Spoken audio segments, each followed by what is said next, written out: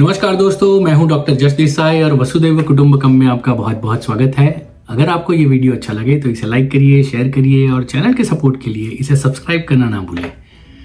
तो चलिए शुरुआत करते हैं आज के वीडियो की।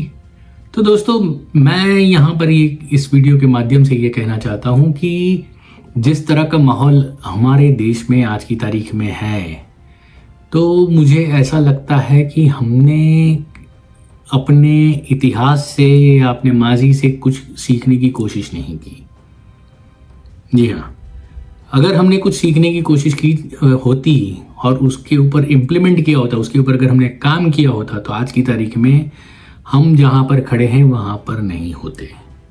हालांकि देश प्रगति कर रहा है, लेकिन फिर भी हमें अभी भी अपने माजी में, हमारे पास्ट में जाने की ज़रूरत है और वहाँ से कुछ सीखने की ज़रूरत है।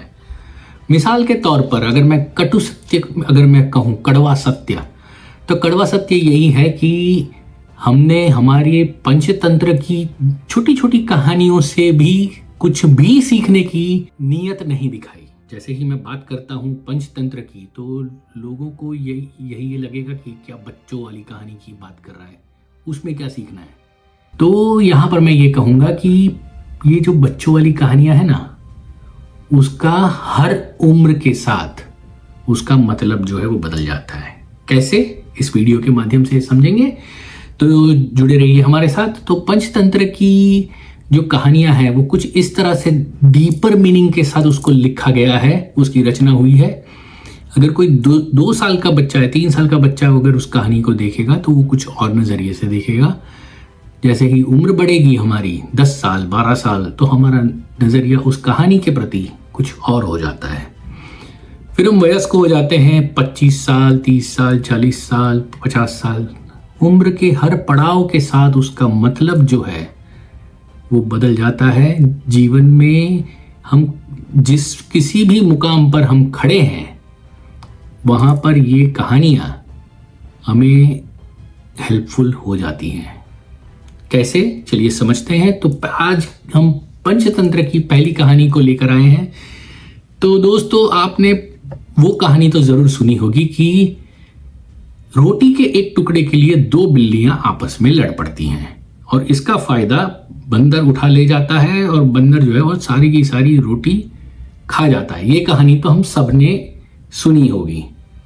तो इसका आज के परिप्रेक्ष्य में हमारे देश का हमारा जो पॉइंट ऑफ व्यू है, उसमें हमें इस कहानी से क्या सीख मिलती है। बहुत ब्यूटीफुल कनेक्शन है, चलिए समझते हैं। तो हमारे देश में समाजवाद नहीं है, हमारे देश में लोकतंत्र है। लोगों द्वारा स्थापित, लोगों के लिए जो तंत्र है वो लोकतंत्र है, जहां पर प्रजा चुनती है सरकार। ठीक है। तो और हमारे यहाँ पे समाजवाद नहीं है, सबसे बड़ी बात। ठीक है। समाजवाद में क्या होता है कि अगर घर में कुछ 5 लोग हैं और घर की इनकम अगर 100 रुपए है, तो सभी लोगों में बराबर बराबर 20-20 रुपए बांट दिए जाते हैं। ये होता है समाजवाद का प्रिंसिपल। हालांकि इस प्रिंसिपल भी कोई भी समाजवादी देश नहीं चलता।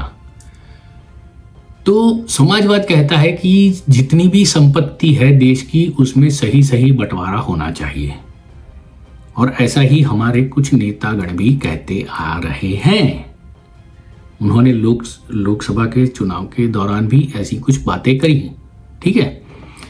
तो यहां पर यह समझना है कि इस कहानी में दोनों बिल्लियों ने अपनी सहमति से पूरी की पूरी रोटी, यानी कि पूरी की पूरी सत्ता बंदर के हाथ में दे दी। अब हुआ क्या, जैसे ही सत्ता मिली, पूरी की पूरी रोटी हाथ में मिल गई, तो बंदर ही खा गया। वैसे ही आप सोचिए कि अगर पूरी की पूरी सत्ता अगर आप किसी खटाखट वाले आदमी के हाथ में दे देते हैं, आपको क्या लगता है वो कुछ इक्वल बंटवारा करेगा? हो नहीं सकता।